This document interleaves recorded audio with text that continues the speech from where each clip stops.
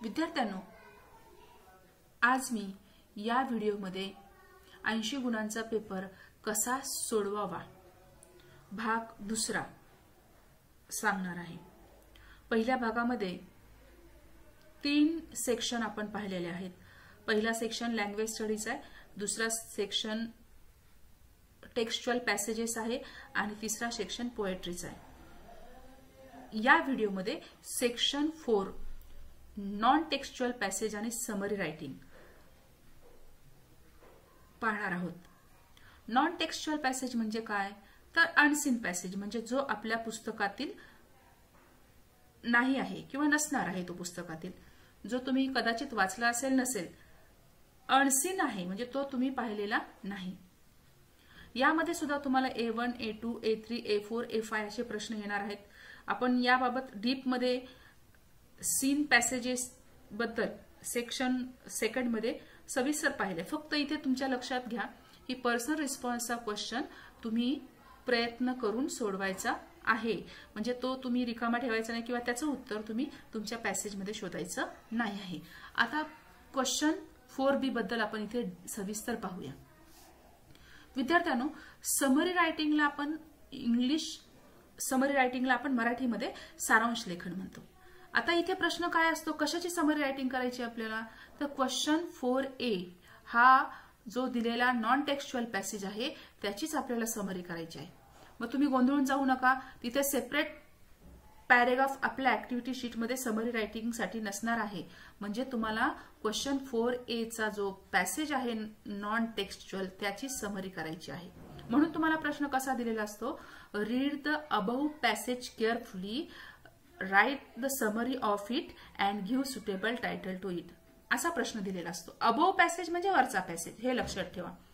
आता समरी करत असताना काय करायचंय आपण, तर व्यवस्थित तो पॅसेज वाचायचा आहे, त्यातले जे महत्वाचे वाक्य वाटतात ते अंडरलाईन करायचे आहेत आणि मग अंडरलाईन केलेल्या वाक्याची समरी आपण आपल्या स्वतःच्या शब्दामध्ये लिहायची। जे मुलं स्वतःची वाक्य तयार करू शकत नाहीत अशा विद्यार्थ्यांनी जे तुम्ही अंडरलाईन केलेले सेंटेन्सेस आहेत ते जशाला तसे लिहून त्याला टायटल दिलं तरी चालेल, परंतु समरी रायटिंगचा प्रश्न स्किप करायचा नाही, सोडून द्यायचा नाही। कारण या प्रश्नाला कमीत कमी तुम्ही 2-2.5 गुण तर सहज मिळवू शकता। समरी लिहित असताना आपण काय करायचंय, उदाहरण दिलेले असतात, स्पष्टीकरण दिलेलं असतं, समजून सांगण्यासाठी जास्तीची माहिती दिलेली असते, ही सगळे टाळायची आणि त्यातले जे महत्वाचे मुद्दे आहेत तेच तुम्ही समरीमध्ये लिहायचे आहेत। समरीचं टायटल शोधणं सुद्धा खूप सोपं आहे। टायटल जनरली समरीचं पहिल्या पॅरेग्राफमध्ये किंवा शेवटच्या पॅरेग्राफमध्ये दिलेलं असतं। जो शब्द त्या पॅरेग्राफमध्ये पुन्हा पुन्हा आलेला आहे तो शब्द महत्वाचा आहे आणि मग त्या शब्दावरती विचार करून तुम्ही टायटल सुद्धा देऊ शकता। आता एक उदाहरणच आपण इथे घेऊया। बघा, आता हा जो पॅसेज आहे तो समरीसाठी दिलेला आहे असं समजा। आता तुम्ही काय करा, याची स्क्रीनशॉट काढा आणि व्यवस्थित तो तुम्ही वाचा, म्हणजे मग मी समरी कशी केली आहे हे तुम्हाला समजेल। हा दिलेला पॅसेज आहे आणि पॅसेज मध्ये छोटे छोटे पॅरेग्राफ असतात। मी पॅरेग्राफ बद्दल इथे बोलणार आहे। प्रत्येक पॅरेग्राफ मध्ये कुठलं वाक्य महत्वाचं आहे आणि मग ते महत्वाचं वाक्य मी स्वतः तयार करणार आहे आणि मग त्याला टायटल देणार आहे। आता इथे बघा, पहिला जो पॅरेग्राफ आहे या पहिल्या पॅरेग्राफ मध्ये कशाबद्दल सांगितली आहे माहिती, गुड मॅनर्स आणि कटसी। गुड मॅनर्स म्हणजे काय, चांगलं वागणं, आणि कटसी म्हणजे काय, सौजन्यशीलता किंवा सौजन्य। मग तुम्हाला या पूर्ण पॅसेजचे सेंटेन्सेस वाचायचे आहेत आणि मग तुमच्या शब्दामध्ये त्या पॅरेग्राफ बद्दल माहिती द्यायची आहे। बघा, पहिल्या पॅरेग्राफ मध्ये काय सांगितलंय, मी स्वतःची डेफिनेशन तयार केली। गुड मॅनर म्हणजे काय, तर good manners are visual presentation of courtesy, म्हणजे सौजन्याचं प्रत्यक्ष सादरीकरण करणं म्हणजेच गुड मॅनर्स। आणि मग हे जे वाक्य दिलंय ना, good manners are never out of style, म्हणजे आपण आपल्या जीवनामध्ये गुड मॅनर्स वापरलेच पाहिजेत किंवा त्याचा उपयोग केलाच पाहिजे। त्यांना गाळून चालणार नाही. नेव्हर म्हणजे कधीच त्यांना टाळून चालणार नाही किंवा गाळून चालणार नाही. हे 2 वाक्य मी पहिल्या पॅरेग्राफचे घेतले. आता दुसरा जो पॅरेग्राफ आहे तो कशाबद्दल आहे की आपल्या शाळेमध्ये टीचर फक्त काय करतात, कंप्लीशन ऑफ सिलेबस याला महत्व देतात किंवा लेसन कंप्लीट करण्याला महत्व देतात. पण टीचरनी काय करायला पाहिजे तर विद्यार्थ्यांना गुड मॅनर्स वापरा असा सल्ला दिला पाहिजे. मग हेच मी माझ्या शब्दामध्ये वाक्य तयार केलं इथे की in schools teacher should teach students good manners. आता थर्ड पॅरेग्राफ जो आहे त्या पॅरेग्राफमध्ये पॅरेंट्स बद्दल सांगितलंय.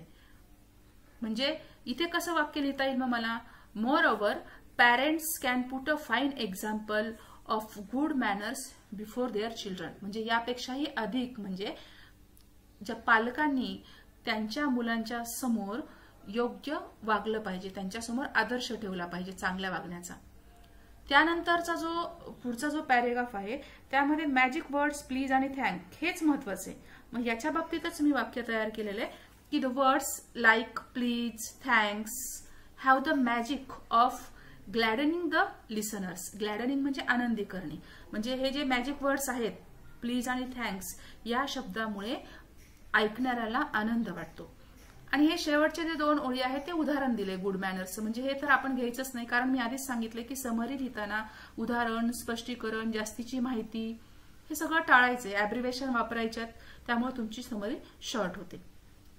बघा आता मी इथे तुम्हाला समरी कशी केली आहे ते दाखवते. टायटल काय दिलंय बघा, इम्पॉर्टन्स ऑफ गुड मॅनर्स. आणि मग फक्त 4 वाक्यामध्ये मी माझी समरी लिहिलेली आहे. Good manners are visual presentation of courtesy. They are never out of style. Even in school, teachers should teach students good manners. Moreover, parents can put a fine example of good manners before their children.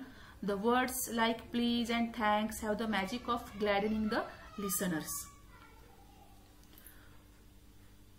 अशा प्रकारे मी इथे summary केलेली आहे. आता summary लिहित असताना जे विद्यार्थी इंग्लिशमध्ये कच्चे आहेत त्यांनी हा प्रश्न सोडून द्यायचा नाही.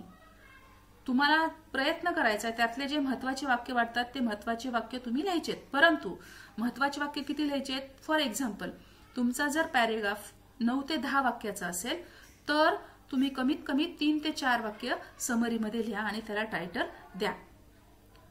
मी वाक्य म्हटले, लाईन नाही. म्हणजे तुमच्या पॅसेजमध्ये जेवढे 3 वाक्य कुठले महत्वाचे ते वाक्य तुम्हाला जशाला तसे लिहायचे. फक्त लाईन काउंट करू नका. 3च ओळी मॅडमनी सांगितल्यात म्हणजे 3च ओळी लिहायच्या असं नाही. तर 3 वाक्य जे महत्वाचे असतील 3 ते 4 वाक्य लिहिलेत तरी चालतील. म्हणजे तुम्हाला कमीत कमी 2-2.5 गुण तरी त्याच्यामध्ये मिळतील. म्हणजे जसं तुम्हाला लँग्वेज स्टडीमध्ये सांगितलं की ज्या विद्यार्थ्यांचं इंग्लिश कच्चं आहे त्यांनी लँग्वेज स्टडीचा प्रश्न सगळा सोडवायचा आणि जास्तीत जास्त मार्क्स मिळवण्याचा प्रयत्न करायचा आहे, तसं तुम्हाला समरी रायटिंगचा प्रश्न इथे सोडून द्यायचा नाही. तो तुम्हाला ज्या पद्धतीने करता येईल, लिहिता येईल, सोडवता येईल तो तसा सोडवा. त्याला कमीत कमी 2-2.5 गुण तरी मिळतात. विद्यार्थ्यांनो मला इथे एक सांगायला आवडेल की जे विद्यार्थी आउट ऑफ मार्क्स घेऊ इच्छितात त्यांनी सुद्धा पहिला जो सेक्शन आहे लँग्वेज स्टडीचा त्याच्याकडे महत्त्व देणं खूप गरजेचं आहे. का बरं? तर आपण असं बोलतोच की first impression is a last impression. जर तुम्ही पहिला सेक्शन लँग्वेज स्टडीचा खूप छान सोडवलात, आउट ऑफ मार्क्स मिळवले, तर त्याचं इम्प्रेशन एक्झामिनरवरती पडतं आणि मग एक्झामिनरचं असं मत तयार होतं तुमच्याबद्दल की हा मुलगा, ही मुलगी खूप हुशार आहे आणि त्या दृष्टीने तो पुढचा पेपर तुमचा चेक करतो. म्हणून लँग्वेज स्टडीचा प्रश्न सोडवत असताना मध्ये बिलकुल चुका करू नका. त्याचं छान प्रेझेंटेशन करा, क्वेश्चन नंबर व्यवस्थित लिहा आणि क्वेश्चन बी लँग्वेज स्टडीमध्ये जो आहे तो ग्रॅमॅटिकली मिस्टेक होणारा आहे, त्यामुळे त्याच्यामध्ये ग्रॅमॅटिकल मिस्टेक करू नका. तुमच्या स्वतःच्या वाक्यामध्ये फ्रेज वापरायचे किंवा क्लॉज वापरून वाक्य एक्सपांड करायचे, यामध्ये चुका होऊ शकतात. तर त्या चुका तुम्ही टाळायच्यात. बाकी तुम्ही व्यवस्थित सगळं सोडवू शकणार आहात. यानंतर आपण नेक्स्ट आपला जो सेक्शन 5 आहे तो इथे पाहणार आहोत. सेक्शन 5 कशाबद्दल आहे? Writing skills. आणि या सेक्शनमध्ये प्रत्येक प्रश्नाला 5 गुण आहेत आणि या सेक्शनमध्ये प्रत्येक प्रश्नाला ऑर आहे. मग तुम्हाला दोन्हीपैकी एकच प्रश्न सोडवायचा आहे. दोन्ही प्रश्न इथे सोडवाल तर तुमचा वेळ जाईल आणि मग शेवटचे प्रश्न घेताना तुम्हाला वेळ कमी पडेल आणि मग तुम्हाला आपोआपच मार्क्स कमी पडतील. आता इथे बघा, आपण सेक्शन 5 मध्ये A1 प्रश्न जो आहे A1 आणि A2 तो लेटर रायटिंगचा आहे. फॉर्मल लेटर आणि इनफॉर्मल लेटर. म्हणजे तुम्ही फॉर्मल लेटर तरी लिहा किंवा इनफॉर्मल लेटर तरी लिहा, या दोन्हीपैकी तुम्हाला एकच लेटर इथे लिहायचं आहे. लेटर बद्दल सांगायचं झालं तुम्हाला तर लेटरसाठी तुम्हाला एका ओळीमध्ये प्रश्न दिलेला नसतो, तर त्याच्यासाठी एखादी ऍडव्हर्टाइजमेंट, एखादा रिपोर्ट, एखादी इन्फॉर्मेशन, लिफलेट, जाहिरात दिलेली असते आणि त्याच्यावर तुम्हाला लेटर लिहायचं असतं. त्या जाहिरातीचा, त्या न्यूजचा, त्या लिफलेटचा उपयोग तुम्हाला तुमच्या लेटरमध्ये करायचा असतो. आता कुठल्याही प्रकारचं लेटर असू दे, फॉर्मल लेटर असू दे, इनफॉर्मल लेटर असू दे, दोन्ही प्रकारचा जरी तुम्ही लेटर कुठलंही एक लिहिलं तरी दोन्ही प्रकारच्या लेटरसाठी फुल ब्लॉक स्टाईलच वापरायची आहे. फुल ब्लॉक स्टाईल म्हणजे काय, तर विद्यार्थ्यांनो, फुल ब्लॉक स्टाईल म्हणजे तुमच्या मार्जिनला चिटकून सगळ्या स्टेप्स ज्या लेटरच्या आहेत त्या लिहिणं, त्याला म्हणायचं फुल ब्लॉक स्टाईल. बघा, इथे मी तुम्हाला मुद्दाम लेटर एक इथे दाखवलेलं आहे, कसं लिहिलंय ते बघा. आपण काय करायचंय, आता फॉर्मल आणि इनफॉर्मलचा फॉर्मॅट वेगवेगळा आहे हे तुम्हाला माहिती आहे. याच्यासाठी तुम्हाला लेटर रायटिंगच्या सेपरेट मी व्हिडिओ केलेले आहेत, त्या तुम्ही जाऊन पाहू शकता. डिस्क्रिप्शन बॉक्समध्ये मी त्या लिंक देणार आहे. जनरली तुम्ही इनफॉर्मल लेटरचं सिलेक्शन करावं असं माझं मत आहे, कारण त्यामध्ये तुम्ही स्वतःचे वाक्य, स्वतःची भाषा वापरू शकता, तिथे तुम्हाला काही बंधन नसतं. जेव्हा औपचारिक लेटर तुम्ही लिहिता त्यामध्ये तुम्हाला सिस्टमॅटिक आणि व्यवस्थितच वाक्य वापरावे लागतात. आता इथे आपण इनफॉर्मल लेटरचा विचार करणार आहोत. सुरुवातीला आपण लेटरच्या स्टेप समजून घेऊया. काय असतात स्टेप? सेंडर्स ऍड्रेस असतो, डेट असते, सॅल्युटेशन असतं, मेन बॉडी असते, त्यानंतर कन्क्लुजन आणि सबस्क्रिप्शन, अशा ह्या लेटरच्या स्टेप्स आहेत. मुलांनो, तुम्ही लेटरचा प्रश्न स्किप करायचा नाही. तुम्हाला संपूर्ण मेन बॉडी जरी तुमची चुकली तरी सुद्धा राहिलेल्या स्टेप्सला 2 गुण असतात आणि मग त्या 2 गुणापैकी तुम्हाला 1.5-2 गुण सहज एक्झामिनर देणार आहे. त्यामुळं तो प्रश्न तुम्ही लेटर रायटिंगचा सोडायचा नाही, तुम्ही तो लिहायचाच, स्टेप्स तरी लिहायच्याच. आणि मी त्या स्टेप्स कशा लिहायच्या हे तुम्हाला इथे सविस्तरपणे सांगणार आहे. आपण आता प्रश्न पाहूया या लेटरचा आणि मग बघा, इनफॉर्मल लेटरचं मी इथे उदाहरण दिलंय. इथे काय दिलंय आपल्याला बघा, read the following advertisement and write any one of the letter given below. आपल्याला ही ऍडव्हर्टाइजमेंट वापरून लेटर लिहायचंय आणि मी कोणत्या प्रकारचं लेटर तुम्हाला सांगणार आहे इथे, इनफॉर्मल. फॉर्मलचा सुद्धा थोडासा फॉर्मॅट मी सांगणार आहे, पण इथे जनरली तुम्हाला इनफॉर्मल लेटरचं इथे उदाहरण मी सोडवून दिलेलं आहे. आता बघा, आपल्याला काय करायचंय, सेंडर कसा ठरवायचा. सेंडर ठरवत असताना तुम्हाला ही ऍडव्हर्टाइजमेंट वाचायला लागेल, संपूर्ण दिलेला प्रश्न तर वाचायला लागेल. आता इथे कसं दिलंय बघा, imagine that you are Saloni Samarth Khade residing Apex apartment Sangli 416001. आता मी इथे लेटर तुम्हाला डीप मध्ये नाही सांगणार, फक्त ट्रिक सांगणार आहे. इमॅजिनचा पुढचा जो ऍड्रेस आहे तो सेंडर्स ऍड्रेस आहे, हे लक्षात ठेवा. म्हणजे तुम्हाला इमॅजिनच्या पुढे जो ऍड्रेस दिलाय तो कोणाचा ऍड्रेस लिहायचा, सेंडर्सचा ऍड्रेस लिहायचा. म्हणजे इथे बघा, मी लेटरमध्ये सुरुवातीला जो ऍड्रेस लिहिलाय तो कोणाचा, तो आहे सेंडर्स ऍड्रेस. बघा, इथे मी लिहिलंय सलोनी खाडे एपेक अपार्टमेंट सांगली 416001. त्यानंतर एक ओळ सोडून तुम्ही डेट लिहायची आहे, डेट अशीच लिहायची आहे. म्हणजे महिना, म्हणजे तुमचा जो मंथ आहे तो तिथे मेन्शन झाला पाहिजे. त्यानंतर तुम्हाला लेटर कोणाला लिहायचं हे समजण्यासाठी परत आपण एकदा प्रश्न वाचूया. प्रश्नामध्ये काय दिले बघा त्यांनी, की your cousin brother Suraj Khade has a great interest in drawing. तुमचा जो चुलत भाऊ आहे सूरज खाडे, त्याला ड्रॉइंग मध्ये खूप इंटरेस्ट आहे. Write a letter to your cousin brother giving him details of the above competition. आता आपल्याला ऍडव्हर्टाइजमेंट मध्ये जी कॉम्पिटिशन दिली आहे त्याची सविस्तर माहिती चुलत भावाला सांगायची आहे आणि त्याच्यासाठी तुम्हाला पत्र लिहायचं. आणि त्या भावाचं सुद्धा इथे नाव दिलेलं आहे, सूरज. म्हणजे तुम्हाला सॅल्युटेशन कोणाला लिहायचंय, म्हणजे इथे तुम्हाला डेट नंतर तुम्ही डायरेक्ट काय लिहिणार, की dear Suraj, dear brother Suraj असं लिहिलं तरी चालेल.